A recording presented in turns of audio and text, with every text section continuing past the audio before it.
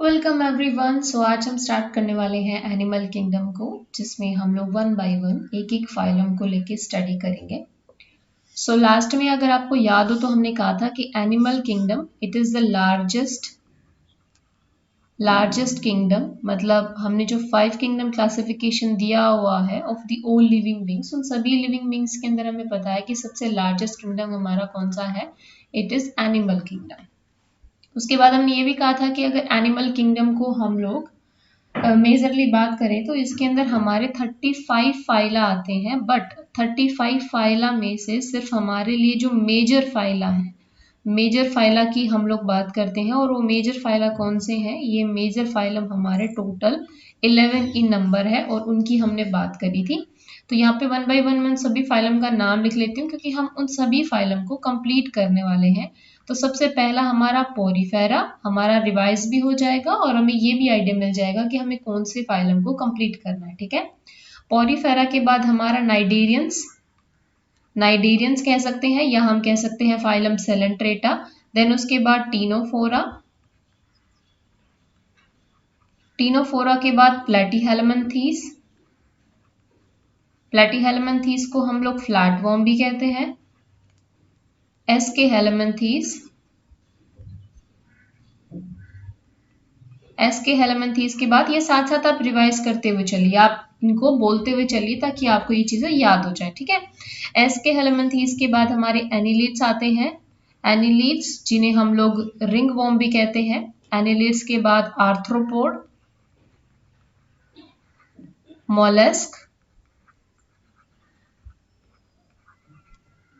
इक्हाइनोडर्मेटा, इक्हाइनोडर्मेटा के बाद हेमिकोडेट्स और सबसे लास्ट हमारा कोरडेटा।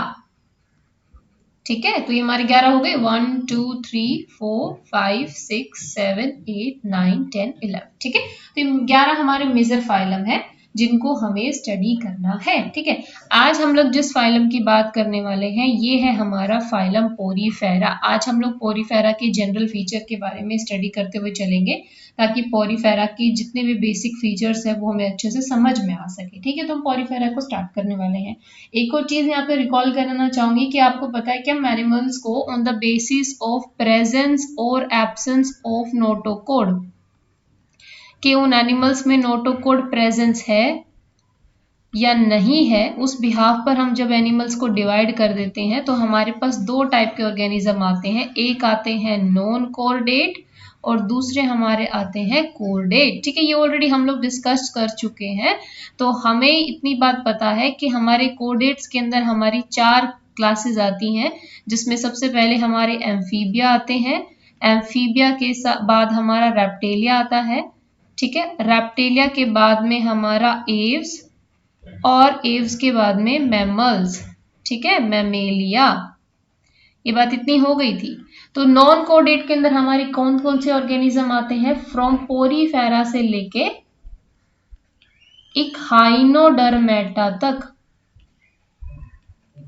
सारे के सारे हमारे नॉन कोडेट हैं। ठीक है, हम सारे फीचर्स यहाँ से स्टडी करते हुए चलेंगे। आपको यहाँ पे 2 चीजें फिलहाल के लिए याद रखनी है कि पहली चीज, पोरीफेरा से लेके इक्हाइनोडर्मेटा तक हमारे सारे के सारे नॉन कोडेट हैं। नॉन कोडेट का मतलब जिनके पास नोटोकोड प्रेजेंट नहीं होती है, इसलिए हम लोग पहले नॉन कोडेट को कंप्लीट करेंगे, उसके बाद हम लोग कोडेट्स पे जाएंगे। और कोडेट्स के अंदर हमारी एक सिंगल फाइलम आता है, दैट इज कोरडेटा, जिसके अंदर आगे हमारी 4 क्लास आती है, मेजर क्लास। ठीक है, तो हम लोग यहाँ पे नॉन कोडेट को स्टार्ट करने वाले हैं। सबसे पहले हम पोरीफेरा की बात करने वाले हैं। ठीक है, तो ठीक है जी, पोरीफेरा। देखो, बायोलॉजी में ना आधे कंसेप्ट तो सिर्फ नाम को समझने से क्लियर हो जाते हैं। आपने कहा पोरीफेरा, पोर फेरा, 2 वर्ड में तोड़ लीजिए इसको, पोर एंड फेरा। फेरा का मतलब होता है बियरिंग, पोर का मतलब होता है कोई होल। ठीक है, तो हम इन्हें लिख सकते हैं कि पोर बियर करने वाले ऑर्गेनिज्म या पोर बियरिंग ऑर्गेनिज्म। इतनी बात ठीक है।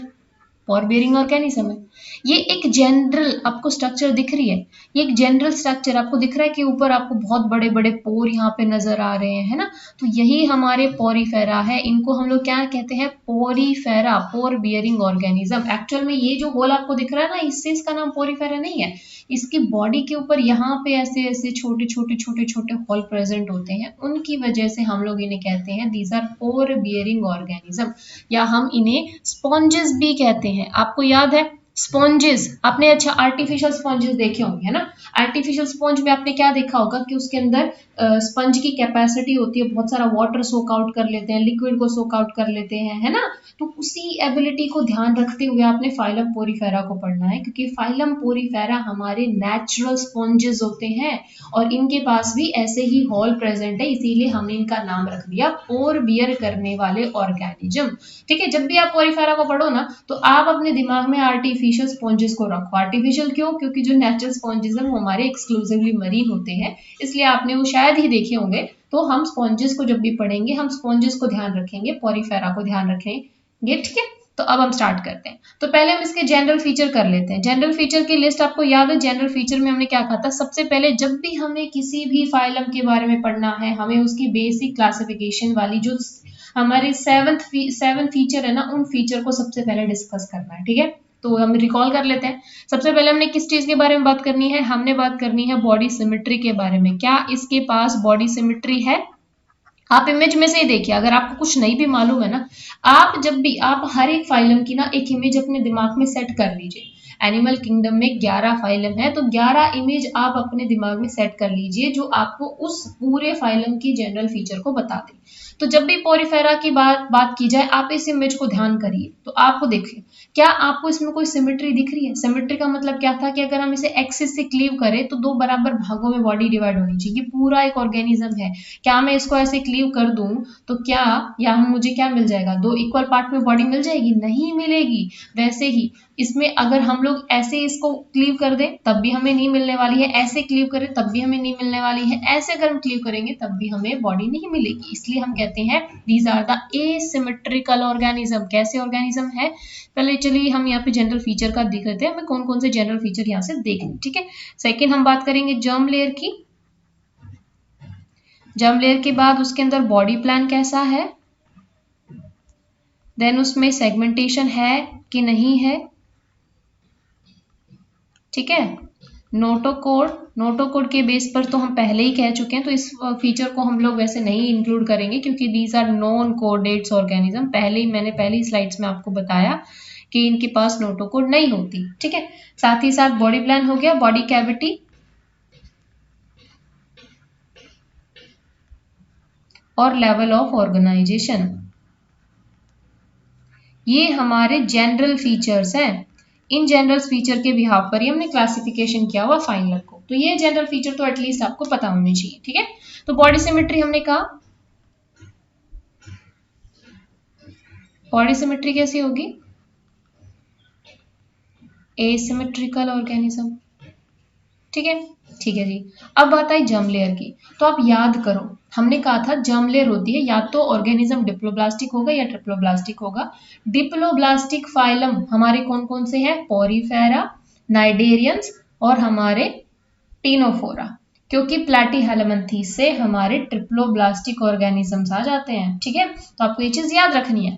तो जर्म लेयर हमारी कैसी होगी, यहाँ पे डिप्लोब्लास्टिक। दो जर्म लेयर है इसके पास, जो दो जर्म लेयर का मतलब एक्टोडर्म होगी, एंडोडर्म होगी और मीजोडर्म यहाँ पे एब्सेंट होगी। मीजोडर्म की जगह आपको यहाँ पे नॉन सेलुलर एक जेली लाइक मटेरियल देखने को मिलेगा दोनों लेयर के बीच में। ठीक है, वो हम बात करेंगे जब हम लोग इसकी बॉडी वॉल को स्टडी करेंगे ना, तभी आपको समझ में आएगा। ठीक है, फिर बॉडी प्लान। बॉडी प्लान में याद कीजिए, बॉडी प्लान का मतलब क्या था कि इसके पास सेल एग्रीगेट प्लान है या ब्लाइंड सेक बॉडी प्लान है या ट्यूब विद इन ट्यूब है।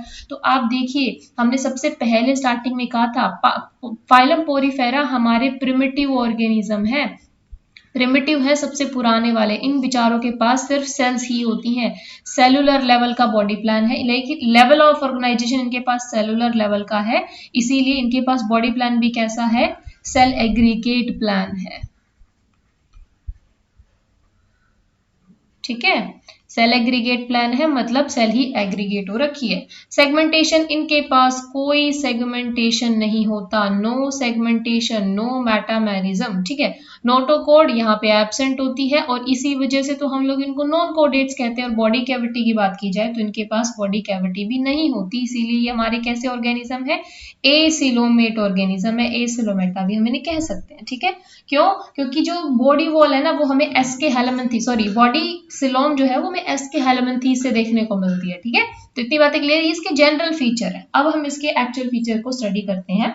तो सबसे पहली बात, पोर बियरिंग ऑर्गेनिज्म है, सबसे प्रिमिटिव ऑर्गेनिज्म है। प्रिमिटिव जरूर है, सेलुलर लेवल ऑर्गेनाइजेशन है, but these organism are multi cellular, क्योंकि याद कीजिए हमने क्या कहा था कि एनिमल किंगडम को हम दो पार्ट में डिवाइड कर सकते हैं। एक हमारे होते हैं मीजोजोन्स, सॉरी प्रोटोजोन्स, दूसरे हमारे होते हैं मेटाजोन्स। और एनिमल किंगडम को हम लोग मेटाजोन्स में ही कंसिडर करते हैं। क्यों? क्योंकि इनके अंदर हमारे पास मल्टी सेलुलर ऑर्गेनिजम्स होते हैं। मेटाजोन्स का मतलब मल्टी सेलुलर ऑर्गेनिज्म, ठीक है। तो आपको ये चीज ध्यान रखनी है।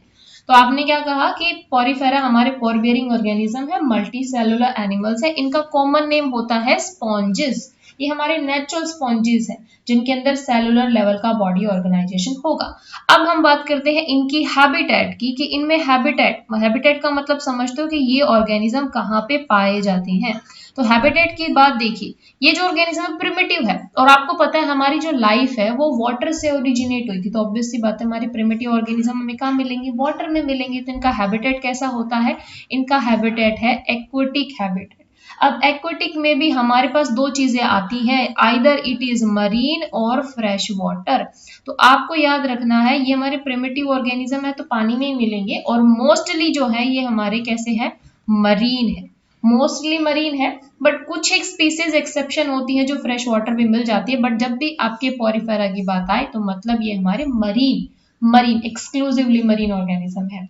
एसिमेट्रिकल होते हैं, बेचारों में कोई सिमेट्री नहीं होती है। अब इनके बॉडी वॉल की बात करते हैं, ठीक है। इतनी बातें हमारे कॉमन फीचर्स हो गए, है ना। अब इनके बॉडी वॉल की हम यहाँ से बात शुरू करते हैं कि इनका बॉडी वॉल कैसा होता है, ताकि आपको अच्छे से समझ में आए।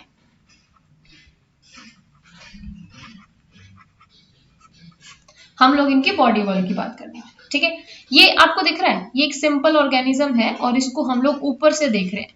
ऊपर से देखने पे आपको क्या देखने को मिल रहा है कि ये इतना मोटा सा इसकी एक लेयर प्रेजेंट है, उसके बीच में एक कैविटी जैसा है। हालांकि ऑर्गेनिज्म हमारे सिलोम एब्सेंट होती है, इनके अंदर एसिलोमेट होते हैं, बट ये जो आपको दिख रहा है ना कैविटी जैसा स्ट्रक्चर, जो सिलोम जैसा स्ट्रक्चर है, इसे हम लोग कहते हैं स्पोंजोकोल। अब देखो इसे याद कैसे रखोगे, कोल का मतलब होता है सिलोम, बट इनके पास सिलोम तो होती नहीं है, तो फिर क्या है, इनको हम कहते हैं, इन ऑर्गेनिज्म हम क्या कहते हैं, स्पॉन्जेस। तो स्पॉन्ज के अंदर जो कैविटी लाइक स्ट्रक्चर मिलती है उसे हमने कह दिया स्पॉन्जोकोल, ठीक है। तो ये जो आपको स्ट्रक्चर दिख रही है ना, बीच में जो होल आपको दिख रहा है, दिस इज स्पॉन्जोकोल, ठीक है। ये स्पॉन्जोकोल इसके वाटर कैनाल सिस्टम में इसकी हेल्प करने वाली है। अब आप कहोगे ये वाटर कैनाल सिस्टम क्या है, तो देखिए हम लोग 1 बाय 1 पढ़ेंगे, ठीक है। मैं आपको 1 बाय 1 समझाऊंगी, आपको समझ में आएगा। अच्छा, एक और चीज मैं आपको यहाँ से और डिपिक्ट करना चाहूंगी। आपको यहाँ पे दिख रहा है ये होल जैसे स्ट्रक्चर है ना, छोटे छोटे पोर आपको दिख रहे हैं, बहुत ही छोटे छोटे माइन्यूट से पोर आपको इसकी पूरी बॉडी के अंदर दिख रहे हैं ना। इन पोर की प्रेजेंस की वजह से ही इन ऑर्गेनिज्म को हम लोग क्या कहते हैं, पोर बियरिंग ऑर्गेनिज्म, पोर को बियर करने वाले ऑर्गेनिज्म। एक्चुअली क्या होता है ना, जो हमारे पोरिफेरा होते हैं ना, बेचारे बहुत ही भोले भाले ऑर्गेनिजम्स हैं। भोले भाले किस कंटेक्स्ट में, क्योंकि इनके बॉडी ऑर्गेनाइजेशन की हम बात करते हैं तो सिर्फ सेलुलर लेवल का बॉडी ऑर्गेनाइजेशन है। तो इनके पास ना तो कोई टिश्यू है, ठीक है, ना इनके पास कोई टिश्यू है, ना इनके पास कोई ऑर्गन है। ऑर्गन सिस्टम तो कहाँ से ही आएगा, ठीक है। अब इनके पास ना तो टिश्यू है, ना ऑर्गन है, ना ऑर्गन सिस्टम है, तो मतलब ये ना इनके पास कोई डाइजेस्टिव सिस्टम होगा, ना सर्कुलेटरी सिस्टम, ना रेस्पिरेटरी सिस्टम, ना एक्सक्रीटरी सिस्टम, और ना ही नर्वस सिस्टम, है ना। तो क्या होगा, सेलुलर लेवल के ऑर्गेनिज्म है तो जो भी इनका फंक्शन होगा सारा वो सेलुलर लेवल पर ही परफॉर्म करेंगे। इसीलिए मरीन होने की वजह से ये जो वाटर कैनाल सिस्टम है ना, ये वाटर कैनाल सिस्टम इसको बहुत सारे फंक्शन को परफॉर्म करने में हेल्प करता है। और उसी वाटर कैनाल सिस्टम के लिए ही इसकी बॉडी के अंदर ये बहुत सारे पोर्स होते हैं और बाहर एक ऑस्क्यूलम होता है। ये जो आपको बड़ा हॉल जैसा स्ट्रक्चर दिख रहा है ना, इस वॉल को हम लोग कहते हैं ऑस्क्यूलम। ठीक है, और ये जो कैविटी सी आपको दिख रही है इसको हम कहते हैं स्पोंजोकोल। बीच में जो पोर दिख रहे हैं इनको हम कहते हैं ओस्टियम। ठीक है, ये जो छोटे छोटे से माइन्यूट जो आपको पोर दिख रहे हैं ना, इन सबको हम लोग कहते हैं ओस्टियम। इतनी बात अब याद रखोगे। ठीक है, हमने अभी क्या बातें करी, हमने कहा कि इनके पास कोई टिश्यू लेवल का ऑर्गेनाइजेशन ना होने की वजह से इनके पास कोई स्पेसिफिक सिस्टम नहीं होता कोई फंक्शन परफॉर्म करने के लिए। जो भी फंक्शन होगा वो सेलुलर लेवल पर ही परफॉर्म करेंगे। तो उसके लिए हमने कहा कि इनकी बॉडी पे पोर होते हैं। इन पोर को हम क्या कहते हैं, इन पोर को हमने एक स्पेसिफिक नाम दे दिया, हमने कहा दीज आर ओस्टियम। ठीक है, अब इस बड़े वाले पोर को हमने क्या कह दिया, जो बड़ा सा होल आपको दिख रहा है बिल्कुल अपर सरफेस से आप देखोगे तो बड़ा सा होल जो दिख रहा है उसको हमने कह दिया, इसका नाम हमने अलग रख दिया ओस्क्यूलम। और ये जो अंदर कैविटी सी बन रही है ना पूरी, इसको हमने कह दिया ये स्पोंजोकोल है, यानी कि स्पोंज की कैविटी है। ठीक है, इनके पास कोई ट्रू कैविटी नहीं होती, मतलब कैविटी मतलब होल लाइक स्ट्रक्चर जो होता है उसी को इसने कह दिया स्पोंजोकोल। और ये सारा कुछ इसके वाटर कैनाल सिस्टम में हेल्प करने वाला है, जिसको हम आगे पढ़ेंगे। बस अभी मैंने आपको थोड़ा सा स्ट्रक्चर बताया है। तो ये जो आपको लेयर दिख रही है ना, दिस लेयर, ये लेयर है इसका बॉडी वॉल। ठीक है, ये क्या है, इसका बॉडी वॉल। इसी बॉडी वॉल का कंपोजिशन, इसका स्ट्रक्चर, इसमें किस टाइप की सेल्स आपको प्रेजेंट मिलती है, वो सारी चीजें हम लोग यहाँ से देखते हैं। ठीक है,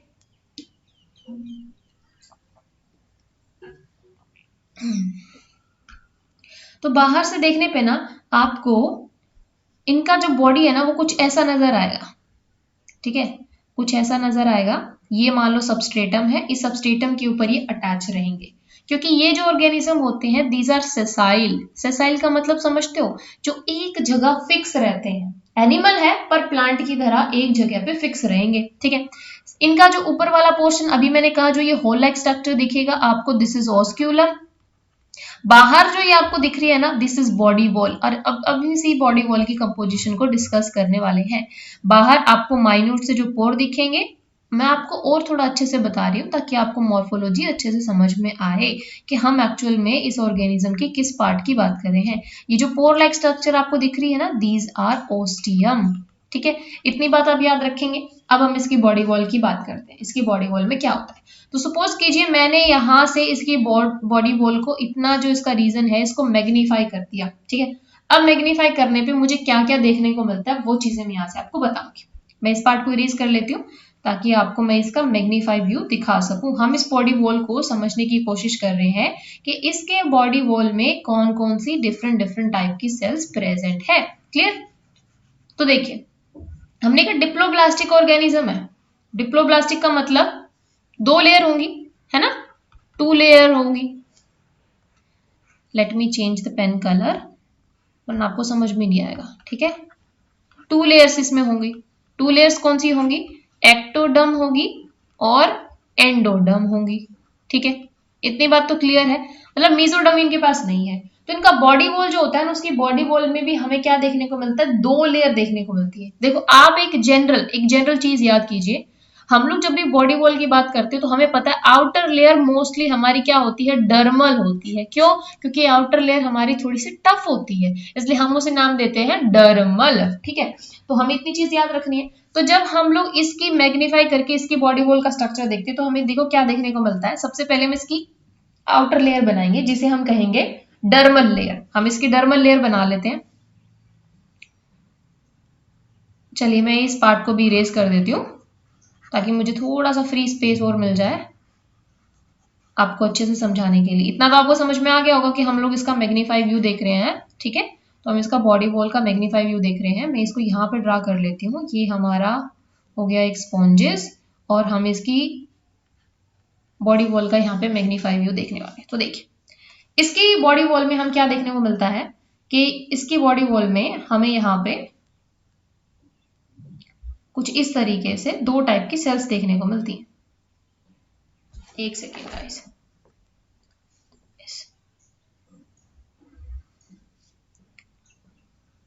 मैं पहले ड्रॉ कर लेती हूँ आपको थोड़ा सा और अच्छे से समझ में आ सके। ठीक है,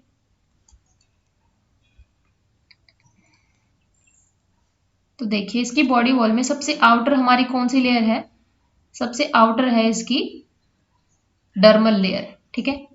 अब इस डर्मल लेयर में क्या होता है, हमें दो टाइप की सेल्स देखने को मिलती हैं,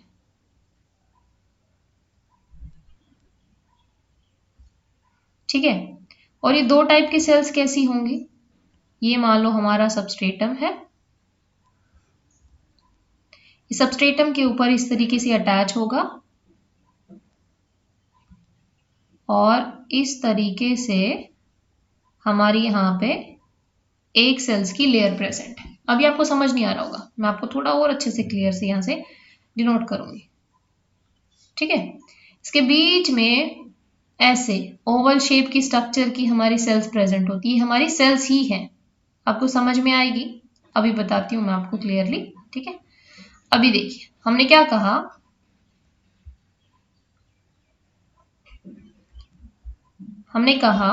हमने सबसे पहले ड्रॉ करी डर्मल लेयर, ठीक है। ये हमारी कौन सी लेयर है? दिस इज डर्मल लेयर, हम इसको डर्मल लेयर कहते हैं। इस लेयर को हम लोग पिनाकोडर्म भी कहते हैं। अब डर्मल लेयर तो आपको समझ में आ गया होगा कि जो आउटर लेयर होती है ना, मोस्ट ऑफ द केसेस में हम उसे डर्मल लेयर कहते हैं। अब पिनाकोडर्म हमने क्यों कहा? पिनाकोडर्म देखिए इसलिए कहा क्योंकि इस लेयर के अंदर जो सेल्स है ना, वो उन सेल का नाम है पिनाकोसाइट सेल। क्या नाम है? पिनाकोसाइट सेल। साइट का मतलब होता है सेल्स, और सेल्स भी कैसी? Mature cell. जहां हमारी मैच्योर सेल प्रेजेंट होती है ना, उसे हम वहां पे साइट वर्ड ऐड कर देते हैं। तो ये जो सेल्स आपको दिख रही है, ये इसका न्यूक्लियस हो गया। These are nucleus of these pinacocyte cells. ये हमारी पिनाकोसाइट सेल्स है जो आउटर उसमें प्रेजेंट होगी। इन सेल्स को हम क्या कहते हैं? पिनाकोसाइट। पिनाकोसाइट। इन्हीं पिनाकोसाइट सेल की प्रेजेंस की वजह से इस लेयर को हम कह देते हैं पिनाकोडर्म। याद रखोगे। अब आप कहोगे ये जो ओवल शेप स्ट्रक्चर दिख रही है ये क्या है? तो ये जो ओवल शेप स्ट्रक्चर है ये भी सेल्स है, और इन सेल्स का नाम क्या है? इन सेल्स का नाम है पोरोसाइट, ठीक है। पोरोसाइट। अब देखिए पोरोसाइट मतलब पोर को बनाने वाली साइट। तो अभी आपको दिख रहा है ये जो होल दिख रहे हैं ना, ये आउटर सरफेस पे हमारी पोरोसाइट सेल्स बना रही है, यानी कि इस, और ये जो बीच में आपको स्पेस दिख रहा है, this is the space through which water enter करेगा।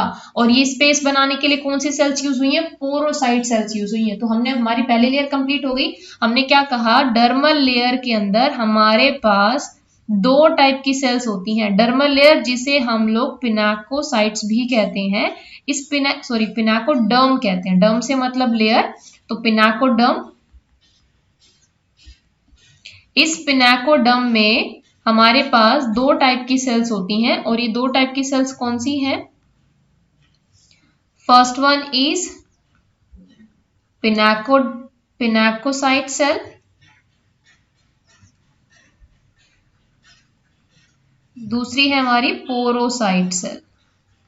पिनाकोसाइट सेल्स के फीचर्स की बात करें, दीज आर फ्लैटन स्ट्रक्चर होती हैं, ये फ्लैट होगी और आउटर लेयर में प्रेजेंट होती है, ठीक है। और porocyte, these are oval shaped. Oval shaped हमारी सेल्स होती हैं जो कि रिस्पॉन्सिबल होती हैं होल की फॉर्मेशन के लिए, पोर की फॉर्मेशन के लिए, ठीक है। तो जो ये आपको पोर दिख रहे हैं ये किसकी वजह से? पोरोसाइट सेल की वजह से। ये तो हो गई हमारी एक्सटर्नल लेयर। ये हमने कहा दिस इज सबस्ट्रेटम, और इस सबस्ट्रेटम के ऊपर हमारा ये ऑर्गेनिज्म प्रेजेंट है। ऑर्गेनिज्म कौन? हमारे पोरिफेरा प्रेजेंट है, ठीक है। तो आप कितनी बातें क्लियर होगी। अब हम इसका अंदर वाला लेयर और बना लेते हैं। तो देखिए इसके अंदर वाले लेयर में ना आपको कुछ ऐसी सेल्स देखने को मिलती हैं। देखिए मैं यहाँ पे ड्रॉ कर देती हूँ, कुछ ऐसी सेल्स आपको देखने को मिलेगी, ठीक है। कुछ ऐसे, यहाँ से उसका न्यूक्लियस प्रेजेंट होगा, और ये जो अंदर वाली सेल है ना, ये फ्लैजिलेटेड होती है, ठीक है। ये मान लो हमारी सेल्स है, इन सेल्स को हम लोग कॉलर सेल्स कह देते हैं। अब कॉलर सेल्स हम लोग क्यों कहते हैं? Let me draw it clearly.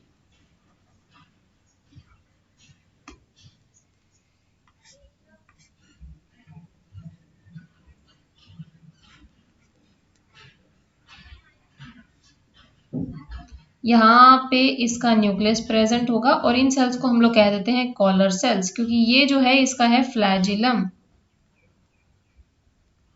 ठीक है। कुछ इस तरीके की सेल्स आपको देखने को मिलती है, ठीक है। तो अंदर वाली लेयर में ये ऐसे सेल्स प्रेजेंट हो रही है। इन सेल्स को हम लोग क्या कहते हैं, इन सेल्स का नाम है कॉलर सेल्स, ठीक है। कॉलर सेल्स के साथ साथ हम इनको क्या कह देते हैं, क्वानोसाइट्स। तो आप देखिए,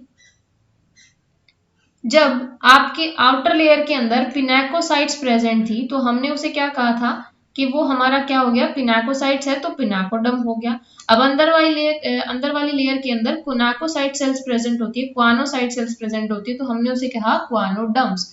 क्वानोडम्स कहें या हम कह सकते हैं कि कोलर सेल्स हमारे यहाँ पे प्रेजेंट है। तो अब हम ड्रॉ कर लेते हैं अपनी इनर लेयर को कि हमारी इनर लेयर की किस तरीके की स्ट्रक्चर होने वाली है, ठीक है। चलिए ड्रॉ करते हैं यहाँ से हमारी इनर लेयर को। तो इनर लेयर में हमें क्या देखने को मिलेगा, कुछ इस तरीके से ओवल शेप की हमारी ये सेल्स प्रेजेंट होगी। यहाँ से फ्लैजिला निकला होता है ना। आई होप आप समझ रहे हो कि मैं कैसा स्ट्रक्चर ड्रॉ करने की कोशिश कर रही हूँ। हम लोग यहाँ पे बॉडी वॉल का स्ट्रक्चर देख रहे हैं और बॉडी वॉल में हमने देखा कि यहाँ पे 2 लेयर प्रेजेंट है। अंदर वाली जो लेयर है वो है हमारी फ्लैजिलेटेड लेयर, बाहर वाली जो लेयर है वो हमारी टफ लेयर है। बाहर वाली लेयर के अंदर 2 सेल्स प्रेजेंट होती हैं, पोरोसाइट सेल्स जो कि पोर की फॉर्मेशन करेगी, और पिनाकोसाइट सेल्स जो कि किसकी फॉर्मेशन करेगी, फ्लैटन स्ट्रक्चर की फॉर्मेशन करेगी, ठीक है। अंदर वाली लेयर की तरफ जब हम आते हैं तो उसमें हमारी एक ही टाइप की सेल्स होती हैं और ये सेल्स है, इनकी खास बात क्या है कि ये सेल्स हमारी फ्लैजिलेटेड सेल्स होती हैं, यानी कि इनके सरफेस पर हमें फ्लैजिला देखने को मिलता है, ठीक है। और इसी फ्लैजिला की प्रेजेंस की वजह से हम इन्हें कॉलर सेल भी कह देते हैं, ठीक है। अब ये फ्लैजिला क्यों प्रेजेंट होता है, ये बात आपके दिमाग में क्लियर होनी चाहिए। तो देखिए, अंदर हमें पता है कैविटी जैसा स्ट्रक्चर प्रेजेंट है।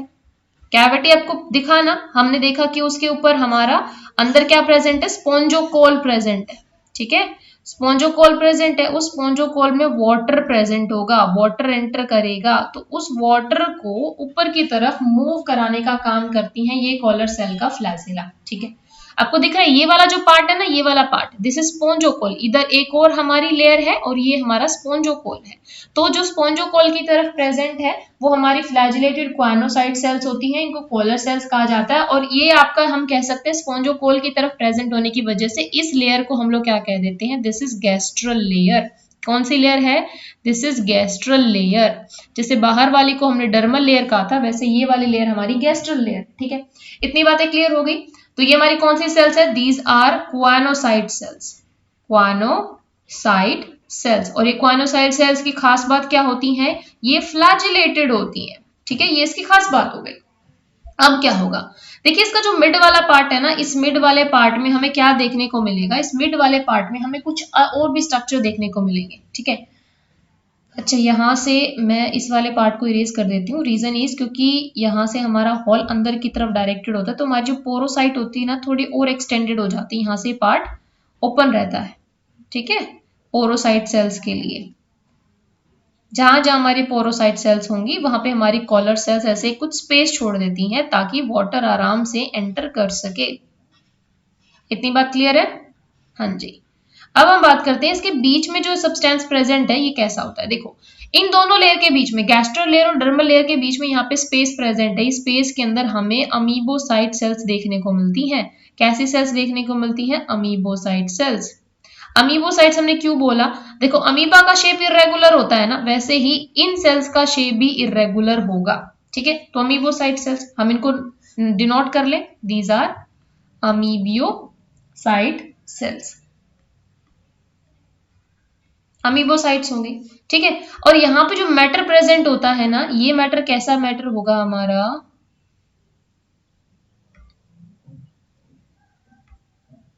ये हमारा नॉन लिविंग ऐसे कुछ जिलिटेनियस जैसा मैटर इन दोनों के लेयर के बीच में प्रेजेंट होता है।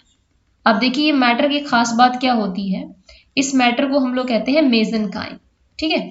इस मैटर के अंदर हमारी अमीबोसाइट्स प्रेजेंट होती हैं और इन अमीबोसाइट की खास बात यह है कि ये अमीबोसाइट सेल्स बहुत सारी सेल्स को बनाती हैं।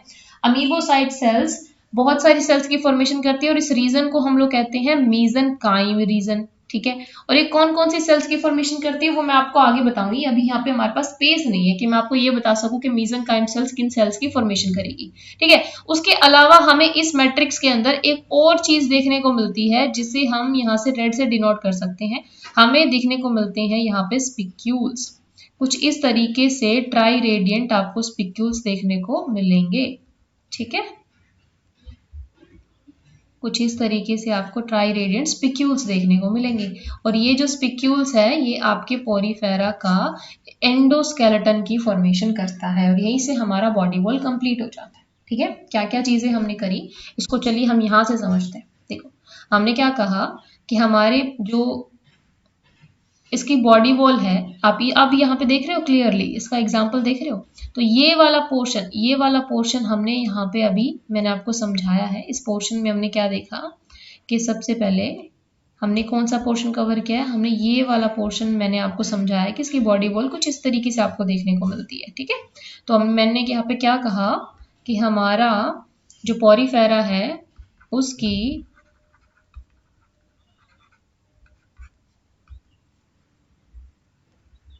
बॉडी वॉल में हमें दो टाइप की सेल्स देखने को मिलती हैं, दो टाइप की लेयर्स हमारे पास हैं। वो दो लेयर्स कौन सी हैं? सबसे आउटर जो लेयर है उसको हमने कहा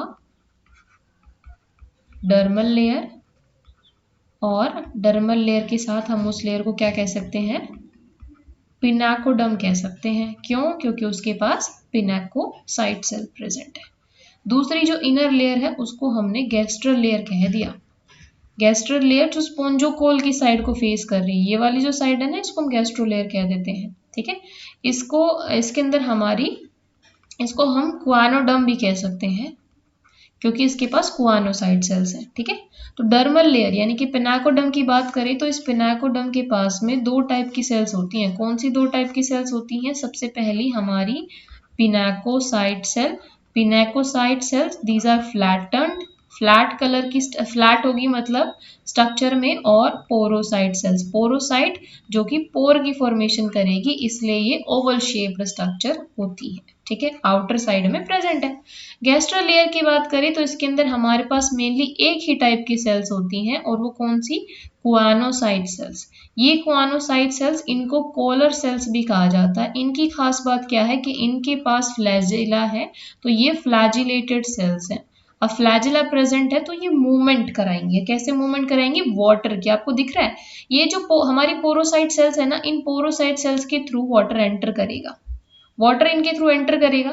जैसे वाटर इनके थ्रू एंटर करेगा ये स्पोंजोकॉल में पहुंच जाएगा, स्पोंजोकॉल में आएगा, स्पोंजोकॉल के अंदर हमारी प्रेजेंट है कॉलर सेल। ये कॉलर सेल फ्लैजिला को मूव कराएगी और उस फ्लैजिला की मूवमेंट की वजह से ये वाटर अपवर्ड डायरेक्शन में मूव करेगा।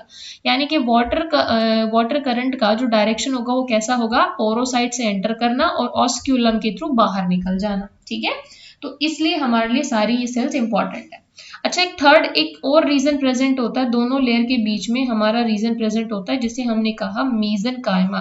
ये कोई लेयर नहीं है बट ये मेसेनकाइम एक मैट्रिक्स लाइक स्ट्रक्चर होता है जो इन दोनों लेयर के बीच में, ये जो आपको स्पेस दिख रहा है ना, ये वाला जो मैं आपको ग्रीन से डिनोट कर रही हूँ, दिस इज मेसेनकाइमा। ये मेसेनकाइम इसलिए इंपॉर्टेंट है क्योंकि इस मेसेनकाइमा के अंदर हमारी एक स्पेसिफिक टाइप की सेल प्रेजेंट होती है जिसे हम कहते हैं अमोबियोसाइट्स यानी कि अमीबोसाइट सेल्स। और ये अमीबोसाइट्स की खास बात क्या है कि ये अमीबोसाइट सेल्स बहुत सारी अलग अलग टाइप की सेल्स में डिफ्रेंशिएट हो सकती हैं।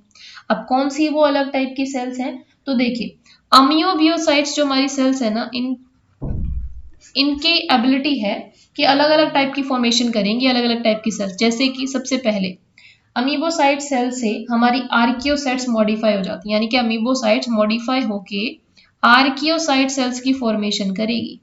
उसी तरीके से थीजोसाइट sales, trophocyte sales, trophocyte sales के साथ साथ ये हमारी स्पोंजियोब्लास्ट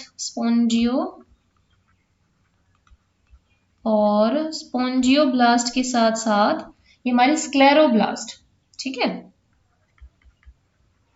स्क्लेरोब्लास्ट टाइप की सेल्स में मॉडिफाई हो जाती है, ठीक है। ये मॉडिफिएबल होती हैं। कैसी होती हैं? मॉडिफिएबल है, मतलब ये मॉडिफाई हो सकती है अलग अलग टाइप की सेल में। तो देखिए, जो आर्कियोसाइट है ना, ये आर्कियोसाइट सेल जो होती है ना, ये आर्कियोसाइट सेल्स टोटीपोटेंट होती हैं। टोटीपोटेंट का मतलब समझते हो? ऐसी सेल्स जो किसी भी टाइप की सेल के अंदर मॉडिफाई हो सकती हैं। मतलब हम कह सकते हैं आर्कियोसाइट सेल्स आपके अमीबोसाइट सेल्स बना सकती हैं, क्वानोसाइट सेल्स बना सकती हैं, पिनाकोसाइट सेल्स बना सकती हैं, पोरोसाइट सेल्स बना सकती हैं, मतलब किसी भी टाइप की सेल्स में मॉडिफाई हो सकती हैं। थीसोसाइट सेल्स जो होती हैं, इनका काम है स्टोर करना। किसको स्टोर करेंगी? फूड ग्रैन्यूल्स को। जो फूड ग्रैन्यूल्स आपके पोरीफेरा वाटर से एब्जॉर्ब करते हैं, उनको स्टोर करने का काम थीसोसाइट सेल्स का होता है। तो जब अमीबोसाइट सेल्स थीसोसाइट सेल्स में मॉडिफाई होंगी तो ये क्या फंक्शन परफॉर्म करेंगी? स्टोरेज का। ट्रोफोसाइट सेल्स हमारी नर्स सेल्स होती हैं। आप देखो, अगर टोटीपोटेंट सेल्स है, हमारे पास आर्कियोसाइट सेल है, अगर वो एक नई टाइप की सेल का फॉर्मेशन कर रही है तो उस नई टाइप की सेल को नरिशमेंट तो चाहिए, और वो नरिशमेंट कौन प्रोवाइड करेगा? ये ट्रोफोसाइट सेल्स प्रोवाइड करती है, ये नर्स सेल प्रोवाइड करती है। स्पोंजियोब्लास्ट, स्पोंजियोब्लास्ट क्या करता है? स्पॉन्जन फाइबर की फॉर्मेशन करता है।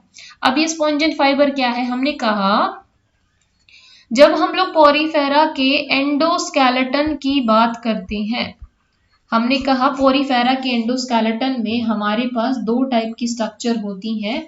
कौन सी दो स्ट्रक्चर? पहला, उसके अंदर हमें क्या देखने को मिलता है? पहला हमें उसके अंदर देखने को मिलता है कि उसमें स्पिक्यूल्स प्रेजेंट होते हैं, ठीक है।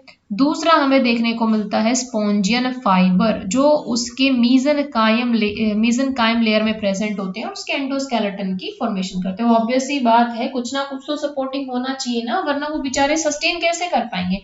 वो तो ऐसे गिर जाएंगे, है ना। तो उसके लिए उसके एंडोस्केलेटन में स्पिक्यूल्स होते हैं और स्पिक्यूल्स के साथ साथ हमें स्पॉन्जियन फाइबर देखने को मिलते हैं, ठीक है। तो उन्हीं स्पॉन्जियन फाइबर की फॉर्मेशन स्पॉन्जियोब्लास्ट सेल करती है। फिर उसके बाद आता है स्क्लेरोब्लास्ट। ये स्क्लेरोब्लास्ट सेल स्पिक्यूल्स की फॉर्मेशन करेगी। इस लेयर में हमने देखा था ना कि ऐसे हमारे ट्राई रेडियंट हमारे स्पिक्यूल्स प्रेजेंट है। ये दिख रहा है आपको, ये ट्राई रेडियंट स्पिक्यूल्स प्रेजेंट है। यहाँ पे देखिए ट्राई रेडियंट स्पिक्यूल्स प्रेजेंट है। इन स्पिक्यूल्स की फॉर्मेशन कौन कराता है? हमारी स्क्लेरोब्लास्ट सेल्स कराती हैं, ठीक है। इतनी बात क्लियर है? तो यहां से हमारा बॉडी वॉल कंप्लीट हो जाता है। अब हम करते हैं वाटर कैनाल सिस्टम की, कि आपका वाटर कैनाल सिस्टम यानी कि किस, ये पोर जो हमने अभी पढ़े, इन पोर से किस तरीके से वाटर अंदर एंटर करेगा और ऑस्क्यूलम के थ्रू बाहर निकल जाएगा। क्योंकि जैसे हमने कहा कि इनके अंदर सेलुलर लेवल का ऑर्गेनाइजेशन होता है, तो ऑब्वियस सी बात है ये वो ऑर्गेनिज्म है जिनके पास कोई सच पर्टिकुलर सिस्टम नहीं होता। तो इनको जो भी डाइजेशन इनका है, जो भी कुछ है, इन्हीं सेल्स के बेस पर होने वाला है। तो वाटर इनके लिए बहुत इंपॉर्टेंट फैक्टर की तरह काम करता है। इनकी रिप्रोडक्शन में वाटर हेल्प करता है। इनके डाइजेशन के लिए जो भी इन्हें फूड मटेरियल चाहिए होता है ना, वो सारा फूड मैटर, जो फूड ग्रेन्यूल्स है, वो वाटर से एब्जॉर्ब करते हैं। जो भी गैसेस एक्सचेंज होता है वो सेलुलर लेवल पर होता है, बट वो भी वाटर के थ्रू ही होता है। तो सारा काम इनका वाटर के थ्रू होता है। इसलिए इनका बॉडी इस तरीके से मॉडिफाई हो जाता है कि इनकी बॉडी पे पोर, बहुत सारे पोर होते हैं। उन पोर के थ्रू वाटर ऐसे एंटर करेगा, ठीक है। इन सभी पोर के थ्रू वाटर एंटर करेगा। इन पोर को हम क्या कहते हैं? याद करो, पहली स्लाइड में मैंने आपको बताया था, इनको हम लोग कहते हैं ओस्टियम। इन ओस्टियम के थ्रू वाटर एंटर करता है, और इस वाटर को, क्योंकि देखिए वाटर का ट्रेवल करना, फ्लो करना जरूरी है। अगर वाटर फ्लो नहीं करेगा तो ये न्यूट्रिशन कैसे एब्जॉर्ब करेंगे? इसीलिए जो अंदर की तरफ हमारी गैस्ट्रल लेयर में जो कॉलर सेल्स है, जिनके अंदर फ्लैजिला है, वो मूव करेगा और इस वाटर को ऊपर की तरफ ऐसे फ्लो कराएगा। जिससे क्या होता है कि इस स्पोंजोकोल में, ये हमारी क्या है, अंदर जो कैविटी से दिख रही है आपको, ये स्पोंजोकोल है। इस कैविटी के अंदर वाटर फ्लो करता रहता है। वाटर यहाँ से एंटर करेगा, कांस्टेंट आपका कॉन्स्टेंटली ये चलता ही रहता है, कॉन्टिन्यूस मैनर में ये आपका प्रोसेस चलता रहता है कि वाटर ओस्टियम से एंटर करता है और ऑस्क्यूलम से बाहर निकल जाता है, ठीक है। तो हमें यही देखना है कि वाटर कैनाल सिस्टम, जिसकी अभी तक हमने बात करी, इसमें वाटर कैनाल सिस्टम कैसे कैसे टाइप के हमें पोरीफेरा में देखने को मिलते हैं। तो देखिए, पोरीफेरा हमारे ऐसे ऑर्गेनिज्म है जिसके अंदर वाटर कैनाल सिस्टम मेनली हमें 3 टाइप का देखने को मिलता है। कैसे 3 टाइप का? कौन कौन से 3 टाइप का हमें देखने को मिलता है? देखिए, सबसे पहला होता है एस्कन टाइप, सेकंड होता है साइकन टाइप, और थर्ड होता है ल्यूकॉन टाइप। अब देखिए इनमें क्या होता है, एक सिंपल से हमारे स्पॉन्ज में हमें क्या देखने को मिलता है, एक सिंपल सा अगर हमारा स्पॉन्ज है तो उसमें हमें देखने को मिलेगा वाटर कैनाल सिस्टम का सिंपल सा मैकेनिज्म क्या होगा कि हम लोग वाटर कैनाल सिस्टम कहें या रूट ऑफ वाटर कहें, तो हमारा वाटर का रूट कैसा होगा, देखिए वाटर कैसे एंटर करेगा, ऑस्टिया से एंटर करेगा, तो हम कहेंगे आउटसाइड वाटर, आउटसाइड वाटर है, ये एंटर करेगा डर्मल ऑस्टिया में, डर्मल ऑस्टिया से ये हमारा जाएगा स्पोंजोकॉल में, और स्पोंजोकॉल से ऑस्क्यूलम के थ्रू ये हमारा चला जाएगा बाहर आउटसाइड। ये हमारा सिंपलेस्ट सा रूल है, रूट है वाटर का, ठीक है। तो ये हमारा सिंपलेस्ट वाटर का रूट है कि होना हमारा ये चाहिए, है ना। तो ये जो सिंपलेस्ट वाटर का रूट है ना, ये हमारा एस्कन टाइप में होता है। तो हम कह सकते हैं ये जो ए स्ट्रक्चर आपको दिख रही है, this is ascon type, ascon type of water canal system. मतलब यहाँ पे वाटर कैसा पाथ फॉलो करेगा, वाटर एंटर करेगा डर्मल ऑस्टिया से, स्पोंजोकोल में जाएगा, स्पोंजोकोल के बाद ऑस्क्यूलम के थ्रू बाहर निकल जाएगा। तो एस्कन टाइप में ये जो मैकेनिज्म फॉलो हो रहा है उसका एक रीजन ये होता है कि यहाँ पे जो बॉडी वॉल होती है ना, वो इतनी ज्यादा थिक नहीं होती, थिन बॉडी वॉल यहाँ पे होती है। कैसी बॉडी वॉल होती है, थिन बॉडी वॉल होती है। दूसरा हमें क्या देखने को मिल रहा है, यहाँ पे स्पोंजोकोल काफी वाइड है ना, तो यहाँ पे वाइडन वाइडन स्पोंजोकोल होती है। तो उसका बेनिफिट क्या होता है कि simplest type of water canal system यहाँ पे होता है, ठीक है, एस्कन टाइप। अगर हम बात करते हैं एग्जाम्पल की, एक सेकेंड,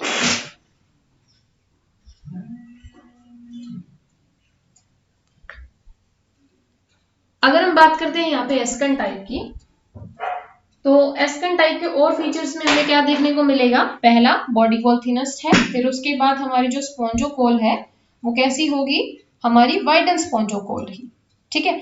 एग्जाम्पल की अगर हम बात करते हैं तो एग्जाम्पल में देखिए क्या देखने को मिलेगा, जब हम लोग एस्कन टाइप की बात करें तो सिंपलेस्ट टाइप का हमें देखने को मिलता है ल्यूकोसोलेनिया में। ये एग्जाम्पल के ऊपर आपसे क्वेश्चन आ सकता है कि एस्कन टाइप का वाटर कैनाल सिस्टम स्पॉन्जेस के अंदर एग्जाम्पल बताइए। तो मैं यहाँ पे एग्जाम्पल राइट डाउन लिख देती हूँ, ल्यूकोसोलेनिया, ठीक है। नेक्स्ट हम बात करते हैं साइकन टाइप की। अब देखिए साइकन टाइप में क्या होगा, आपको दिख रहा है, साइकन टाइप में ना हमारी स्पोंजोकोल थोड़ी सी नैरो हो गई है ना, और यहाँ पे हमें देखने को मिल रहा है सेल्स के बीच में ना, यहाँ पे कुछ और अलग से हमें कैविटी देखने को मिल रही है। यहाँ हमें लेयर के बीच में कोई अंदर कैविटी देखने को नहीं मिल रही थी, सीधा हमारी स्पोंजोकोल थी। बट साइकन टाइप के अंदर हमें क्या देखने को मिल रहा है, दिस इज साइकन टाइप। यहाँ पे थोड़ा सा कॉम्प्लेक्स हो जाता है। यहाँ पे कॉम्प्लेक्स कैसे हो जाता है कि बीच में हमारे और भी पाथ आ जाते हैं, बीच में और हमारी कैविटी जैसी स्ट्रक्चर आ जाती है। इसलिए वाटर क्या करेगा, डर्मल ऑस्टिया से एंटर करेगा, बट पहले इन स्पेस के अंदर ट्रेवल करेगा, उसके बाद स्पोंजोकोल में आएगा, फिर उसके बाद ऑस्क्यूलम के थ्रू बाहर जाएगा। तो यहाँ पे क्या होता है, थिक बॉडी वॉल, और बॉडी वॉल के बीच में स्पेस भी प्रेजेंट है, और नैरो स्पोंजोकोल, ठीक है। ये हो जाता है साइकन टाइप में, पाथ बहुत ही कॉम्प्लेक्स सा हो जाता है। फिर उसके बाद हम बात करते हैं किसकी, हम बात करते हैं ल्यूकोन टाइप की। अब ल्यूकोन टाइप में आपको दिख रहा है बिल्कुल स्पोंजोकोल तो ना के बराबर है, तो या तो इनमें स्पोंजोकोल होती ही नहीं है, बहुत ही लिटिल स्पोंजोकोल,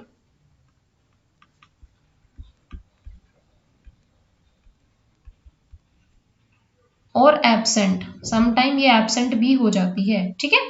और अंदर हमें देखने को मिलता है कि अंदर सेल्स के बीच में यहाँ पे आपको स्पेस देखने को मिल जाता है, कि बीच में बहुत ही स्पेस यहाँ पे बन जाता है। तो ये जो टाइप का है ये हमें किस में देखने को मिलता है, ल्यूकोन टाइप, ठीक है। तो यहाँ पे हमारा क्या होता है, वेरी थिक, बहुत ही ज्यादा थिक हमारी बॉडी वॉल हो जाती है, ठीक है। एग्जाम्पल की बात करें तो ल्यूकोन टाइप का हमें देखने को मिलता है स्पॉन्जिला में, और स्पॉन्जिला से आपको ये भी याद रखना है, स्पॉन्जिला हमारा फ्रेश फ्रेश वाटर क्या है, फ्रेश वाटर स्पॉन्जेस में आता है, फ्रेश वाटर पोरीफेरा में आता है। साइकन टाइप के एग्जांपल करें तो इसके नाम से ही आएगा हमारा एग्जांपल साइकन। ठीक है जी। तो यहां से हमारा वाटर कैनाल सिस्टम कंप्लीट हो जाता है कि हमने क्या कहा कि वाटर कैनाल सिस्टम, ये वाटर कैनाल सिस्टम से वाटर एंटर करता है इनकी बॉडी के अंदर और इसी वाटर करंट की हेल्प से ही स्पॉन्जेस अपना न्यूट्रिशन लेते हैं, यहीं से वो रेस्पिरेशन करते हैं, यहीं से उनका एक्सक्रीशन होता है, यहीं से उनका रिप्रोडक्शन। इसलिए वाटर कैनाल सिस्टम इनके लिए इंपॉर्टेंट है। तो वाटर कैनाल सिस्टम इनमें 3 टाइप का होगा, एस्कन टाइप जो कि ल्यूकोसोलेनियम में देखने को मिलेगा, साइकन टाइप जो साइकन में देखने को मिलेगा, ल्यूकॉन टाइप जो हमें स्पॉन्जिला में देखने को मिलेगा। ठीक है। और इसकी खास बात क्या है कि हमारा जैसे जैसे हम लोग एस्कन से ल्यूकॉन की तरफ मूव करते हैं, हमारा वाटर कैनाल सिस्टम कॉम्प्लेक्स होता चला जाता है। ठीक है, इतनी बातें क्लियर है। अब हम बात करते हैं कि स्पॉन्जेस का स्केलेटन। स्केलेटन हमने कहा स्पिक्यूल्स होते हैं और ये स्पिक्यूल्स किसके बने होते हैं, ये स्पिक्यूल्स हमारे कैल्शियस होते हैं, कैलकेरियस। ठीक है, कैलकेरियस का मतलब कैल्शियम के बने होंगे और कैल्शियम के बने हैं इसलिए हम इन्हें चाक स्पॉन्जेस भी कह देते हैं। ठीक है, तो इस बिहार पे हम कहते हैं कि 2 टाइप के हमारे स्पॉन्जेस होंगे, आइदर चाक स्पॉन्जेस या फिर हमारे ग्लास स्पॉन्जेस। ग्लास स्पॉन्जेस क्यों, क्योंकि जिनमें हमारा स्पिक्यूल्स कैल्शियम का बना है वो चाक स्पॉन्जेस, जिनमें हमारा स्पिक्यूल्स सिलिका का बना है वो हमारे ग्लास स्पॉन्जेस। ठीक है, क्लियर हो गया। हमने क्या क्या पार्ट क्लियर कर लिया, हमने बॉडी वॉल को समझा, बॉडी वॉल के साथ हमने यहाँ समझा कि उसके अंदर वाटर कैनाल सिस्टम कैसा होता है, फिर हमने देखा कि हमारे स्केलेटल सिस्टम कैसा होता है। अब हम इसकी बात कर लेते हैं रिप्रोडक्टिव सिस्टम की, कि रिप्रोडक्शन इन पोरीफेरा, कि पोरीफेरा के अंदर किस तरीके से रिप्रोडक्शन होता है। तो देखिए पोरीफेरा जो है वो दोनों टाइप से रिप्रोड्यूस करता है, एसेक्सुअली भी रिप्रोड्यूस करेंगे और सेक्सुअली भी रिप्रोड्यूस करेंगे। एसेक्सुअल रिप्रोडक्शन के अंदर सिंपल बडिंग हमें देखने को मिलती है और सेक्सुअल रिप्रोडक्शन के अंदर क्या होता है कि देखिए एसेक्सुअल रिप्रोडक्शन में तो हमें ये देखने को मिलेगा सिंपल, हमारे पास एक पोरीफेरा एक स्पॉन्ज है हमारा, इस स्पॉन्ज की यहाँ पे बडिंग आपकी बनने लग जाती है। ठीक है, और ये बडिंग धीरे धीरे ग्रो करेगी और उसके बाद ये सेपरेट हो जाएगी और सेपरेट होकर एक नया ऑर्गेनिज्म बना लेगी। इस इमेज में आपको दिख रहा है कि पहले एक आउटग्रोथ निकलेगा बेस पर और ये बेस पर जो आउटग्रोथ निकलेगी ये ग्रो करने लगेगी साइज में और जब ये प्रॉपर ग्रो हो जाएगी तब ये अलग हो जाती है पेरेंट वन से और अलग होके एक नया ऑर्गेनिज्म बना लेती है। ये तो हो गया बर्डिंग का केस। ठीक है, सेक्सुअल रिप्रोडक्शन के केस में क्या होता है कि पहली चीज इनमें कोई डायमॉर्फिज्म नहीं होता, नो डायमॉर्फिज्म। मॉर्फिज्म का मतलब होता है मॉर्फोलॉजी, मतलब यहाँ पे आप मेल और फीमेल को अलग नहीं कर सकते, सेक्सुअल डायमॉर्फिज्म यहाँ पे नहीं होता। क्या बोलेंगे हम, sexual dimorphism is absent. Sexual dimorphism absent होने की वजह से क्या होता है कि देखिए एक बॉडी ये क्या करते हैं, ये ओवा और स्पर्म जो भी प्रोड्यूस करेंगे ना उसको वाटर में रिलीज कर देंगे। जैसे कि इस बॉडी ने प्रोड्यूस की यहाँ से एग, यहाँ से आए स्पर्म, ठीक है, और ये वाटर के अंदर ही फ्यूज हो जाते हैं और फ्यूज होने के बाद में ही जायगोट बनेगा और जायगोट के बाद में एक नई बॉडी बन जाएगी। हमें पता है एक नया साइकोन हमारा यहाँ से ग्रो कर जाएगा। ठीक है, एक नया स्पॉन्ज हमारा यहाँ से ग्रो कर जाएगा। तो हम कह सकते हैं इनका जो रिप्रोडक्शन है कैसा होता है, रिप्रोडक्शन सेक्सेस इसमें सेपरेट नहीं होते, हम इन्हें हर्मेफ्रोडाइट्स भी कह सकते हैं, यानी कि एक ही बॉडी, ये हमारे कैसे ऑर्गेनिज्म है, हर्मेफ्रोडाइट्स है। ठीक है, हर्माफ्रोडाइट्स है, मतलब मेल और फीमेल इनमें प्रेजेंट नहीं होता, कोई सेक्सुअल डायमॉर्फिज्म नहीं होता। ये एग भी प्रोड्यूस कर सकते हैं, स्पर्म भी प्रोड्यूस कर सकते हैं, एक ही इंडिविजुअल एग प्रोड्यूस कर सकता है, एक ही इंडिविजुअल स्पर्म प्रोड्यूस कर सकता है। और जब ये आपका जब एसेक्सुअल रिप्रोडक्शन की बात आती है तो या तो ये बडिंग की फॉर्मेशन करते हैं या फिर ये एक स्पेसिफिक स्ट्रक्चर बनाते हैं जिसे हम कहते हैं गैम्यूल्स। गैम्यूल्स के ऊपर आपके क्वेश्चन आ सकते हैं कि गैम्यूल्स किसके अंदर प्रेजेंट है, तो गैम्यूल्स हमारे पोरीफेरा की स्पेसिफिक फीचर है कि गैम्यूल्स के थ्रू रिप्रोडक्शन पोरीफेरा के अंदर ही हमें देखने को मिलता है। ठीक है, अब बात करते हैं इनके अंदर डेवलपमेंट की। तो देखिए सेक्सुअल इनका रिप्रोडक्शन कैसा है, इनका रिप्रोडक्शन है एक्सटर्नल फर्टिलाइजेशन है। इसमें हम लोग यहाँ पे इस चीज को एड ऑन कर लेते हैं, कैसा फर्टिलाइजेशन है, एक्सटर्नल फर्टिलाइजेशन है। एक्सटर्नल फर्टिलाइजेशन के बाद ये ऑर्गेनिज्म बन रहा है, तो डेवलपमेंट कैसी होगी, डेवलपमेंट डायरेक्ट और इनडायरेक्ट दो टाइप से होती है, मतलब लार्वा अगर इंक्लूडेड है तो इनडायरेक्ट डेवलपमेंट, लार्वा नहीं है तो डायरेक्ट। तो इसमें क्या होता है, जब ये सेक्सुअली रिप्रोड्यूस करते हैं ना तो इनकी डेवलपमेंट इनडायरेक्ट होती है। इनके केस में हमें लार्वा फॉर्मेशन देखने को मिलती है। अब कौन सा लार्वा हमें पोरीफेरा में देखने को मिलेगा, तो पोरीफेरा में जो लार्वा हमें देखने को मिलता है दो टाइप का है हमारा मेनली। एक तो है हमारा पैरेन्काइम्यूला लार्वा, दूसरा हमारा लार्वा होता है एम्फीब्लास्टुला लार्वा। ठीक है, दो लार्वा हमें पोरीफेरा के केस में देखने को मिलता है। फिर लार्वा हमारा सीलिएटेड है। सीलिएटेड का मतलब मूव कर सकता है, सीलिया उसमें प्रेजेंट होते हैं जो उसे मूव कराएगा, और सीलिया है इसीलिए वो फ्रीली स्विम कर सकता है, फ्रीली स्विमिंग लार्वा। मतलब देखिए, इसका जो अडल्ट बॉडी है ना वो तो सेसाइल है, एक सबस्ट्रेटम पे फिक्स है, बट इसका जो लार्वा बनेगा, इस जायगोट के बाद जो लार्वा बनेगा, ये लार्वा मूव कर सकता है क्योंकि उसके पास सीलिया प्रेजेंट होते हैं, उस सीलिया की हेल्प से ही वो मूव कर सकता है। क्लियर? तो यहां से हमारा पोरीफेरा कंप्लीट हो जाता है।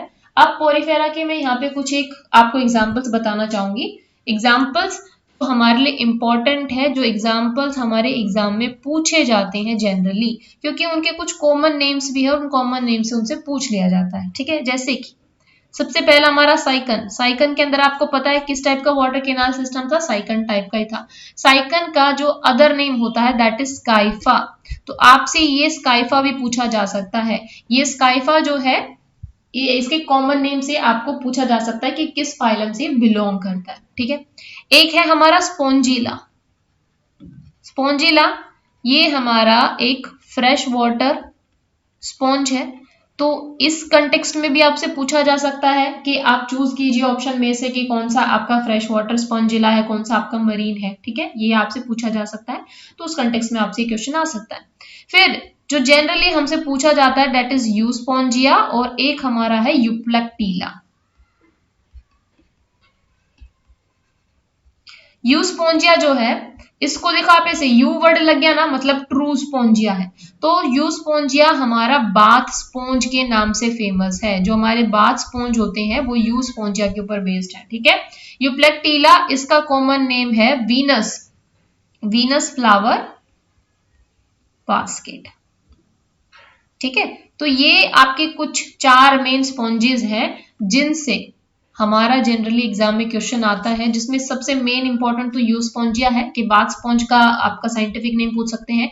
यूप्लेक्टीला है जो वीनस फ्लावर बास्केट है, जो एक्चुअली जो हमारे होली पर्पस होते हैं वहां पे इनको एज अ हम लोग सिंबल यूज किया जाता है यूप्लेक्टीला को। ठीक है, तो यहाँ से हमारा पोरीफेरा कंप्लीट हो जाता है। आई होप आपको पोरीफेरा पूरा फाइलम समझ में आएगा। थोड़ा लेंथी है but it is going to be helpful for you.